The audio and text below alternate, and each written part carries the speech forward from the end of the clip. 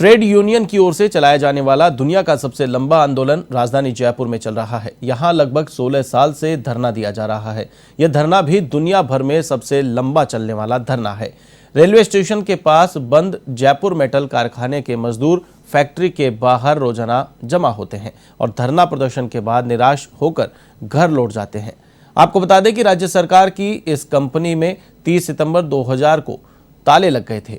तब से ही इसके 1500 से ज्यादा कर्मचारी अपने बकाया वेतन भत्तों और मुआवजे के लिए भटक रहे हैं। इस दौरान 400 से ज्यादा कर्मचारी तो दुनिया ही छोड़ चुके हैं। इन कर्मचारियों की पीड़ा जानी हमारे संवाददाता बीके शर्मा ने। मैं आपको ऐसी जगह लेकर आया हूं जहां एक रिकॉर्ड बना है, लेकिन ऐसा रिकॉर्ड कोई नहीं बनाना चाहेगा। ये जयपुर मेटल का मामला है। राज्य सरकार के अधीन काम करने वाली एक कंपनी जो किस तरह से बंद हुई और किस तरह से एक स्वर्णिम युग के बाद यहाँ एक काला अंधेरा छा गया और आज ये कंपनी बंद है और करीब 1500 कर्मचारी जो इस कंपनी में काम किया करते थे आज बेघर हैं, उनके पास कोई रोजगार नहीं है। और यहाँ ये धरना चल रहा है। 11 नवंबर 2005 से शुरू हुआ ये धरना आज भी जारी है और ये यहाँ पर लोग उम्मीद से आते हैं, जो कर्मचारी हैं, कि कोई सरकार की तरफ से या कोई न्यायालय की तरफ से इनको कोई न्याय मिलेगा, मुआवजा मिलेगा, लेकिन निराश होकर वापस लौट जाते हैं। सरकारों की ओर से इनको केवल आश्वासन मिलते हैं और कुछ नहीं। ये वर्षों हो गए और ये इस तरह का एक रिकॉर्ड है जिसे कोई नहीं बनाना चाहेगा। कन्हैया लाल जी, क्या स्थिति है आज इस आपके पूरे मामले की? आज हमारे इस पूरे मामले की बहुत विचित्र स्थिति हो रही है। आज इस कंपनी को 21 साल हो गए बंद हुए और 21 साल से हम रेगुलर संघर्ष कर रहे हैं और राजस्थान सरकार में आती है सरकारें और चले जाती है, लेकिन किसी भी सरकार ने अभी इन मजदूरों की तरफ से कोई ध्यान नहीं दिया। हमारा कोर्ट सुप्रीम कोर्ट से एनसीईआरटी कोर्ट में आ चुका है और एनसीईआरटी कोर्ट ने बार बार सरकार को ये कह रही है कि आप जवाब दो, आप जवाब दो। मजदूरों के इसको देखते हुए कोई जवाब नहीं दिया। कल ना ऐसा नहीं हो कि आज ये करोड़ों की संपत्ति, कल ना मजदूरों को कुछ नहीं मिले और जो एल्केमिस्ट कंपनी जो दावा कर रही है अपना कि मैं फर्स्ट पार्टी हूँ, मैं फर्स्ट इसका चार्ज लूँगा, कल ने वो कानूनी पैसा हमको दे के और किसी को 10,000, किसी को 20,000, किसी को 50,000 में निपटा देगी और 1 करोड़ों की कंपनी चले जाएगी। मजदूर वही पाके के पाके मारते हुए रह जाएंगे। तो ये एक कंपनी आई है दिल्ली की जो यहाँ पर इनको मुआवजा देकर जितना वो क्लेम कर रहे हैं उतना नहीं, लेकिन कुछ मुआवजा देना चाहती है। क्या इससे सहमत हैं कर्मचारी जो ये कंपनी मुआवजा देना चाहती है? जो ये कंपनी एल्केमिस्ट मुआवजा देना चाहती है उससे कोई सहमत नहीं है। हम उस मुआवजे से सहमत हैं जो सरकार ने 2008 में हमारा पैकेज बनाया था 68 करोड़ 35 लाख। वो पैसा हमने कोर्ट में भी लगाया है और उस कोर्ट को उस 68 करोड़ 35 लाख का हम 9% ब्याज सहित 2008 से अब तक जब तक सर पैसा नहीं मिलेगा तब तक पैसा लेना चाहते हैं और वही पैसा लेके रहेंगे जब तक धरना जारी रहेगा और हम आगे की लड़ाई लड़ते रहेंगे।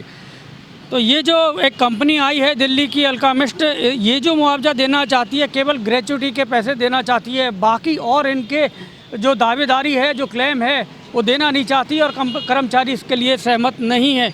आप बताइए क्या रास्ता है इसका? मैं Tejram Meena, general secretary Jaipur metal employers organisation.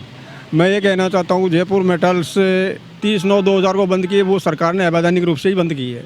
वो ले ऑफ में जयपुर मेटल्स बंद है, आज भी जयपुर मेटल्स बंद नहीं है कागज़ों में। लेकिन इसी बीच में कहीं पहले एक जीनस से समझौता हुआ था, वो भी मजदूरों के साथ धोखा करने चाहते थे। इसके बाद में एक अल्केमिस्ट कंपनी आ गई दिल्ली की। वो दिल्ली की जो कंपनी है वो कहती है कि इसका मालिक मैं हूँ। हम उद्योग सचिव से मिले, अधिकारियों से मिले, सबने ये माना है कि ये कंपनी तो अल्केमिस्ट के हाथ में जाएगी, लेकिन मजदूरों को सरकार पेमेंट करे, सरकार मजदूरों का हिसाब करे। और ये कंपनी है ये आज भी सरकार के कब्जे में है और आज तक तो कब्जे में ही है।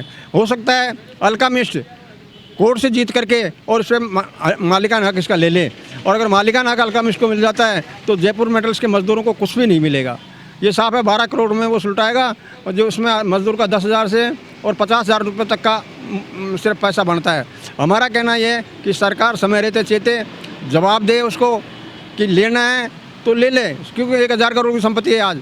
ठीक है, आज औद्योगिक के कारण ये ज़मीन की कीमत कम हो सकती है, लेकिन इसका कन्वर्सन करना सरकार के हाथ में है। अगर सरकार इसका कन्वर्सन कर देती है तो यदि 1000 करोड़ की संपत्ति है, 60,000 वर्ग ज़मीन इसमें है, 20 बीघा पक्की ज़मीन जो जयपुर राजस्थान की राजधानी जयपुर में, जिसमें 450 लोग भूख से तड़प तड़प कर मर गए। तो ये है समस्या कि जो यहाँ पर जितनी भी कंपनियाँ हैं, जो बीच में और बड़ी कंपनियाँ आई थी, उनकी नज़र यहाँ इस कंपनी को चलाने की या किस तरह से मज़दूरों को मुआवजा देने की नहीं है। यहाँ है जो बेशकीमती ज़मीन का मुद्दा है।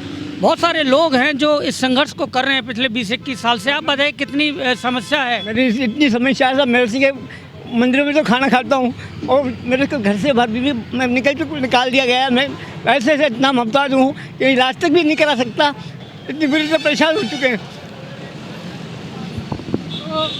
ये यहाँ बहुत सारे इस तरह के मज़दूर हैं जो 400 साढ़े 400 मज़दूर हैं जो संघर्ष करते हुए यहाँ से स्वर्गवास उनका हो चुका है, और बाकी के लोग भी हैं अपनी रोजी रोटी के लिए संघर्ष कर रहे हैं। सरकारों के दरवाजे पर भटकते रहते हैं, वहाँ से आश्वासन मिलते हैं लेकिन कोई समाधान नहीं मिलता। मूल मुद्दा यही है कि अब ये बेशकीमती ज़मीन है, इसको तो लेना चाहते हैं, लेकिन इन जो मज़दूर हैं, कर्मचारी हैं, जो बरसों से यह संघर्ष कर रहे हैं, उनकी सुध लेने वाला कोई नहीं है। कैमरामैन रामकिशन के साथ बीके शर्मा, A1 TV।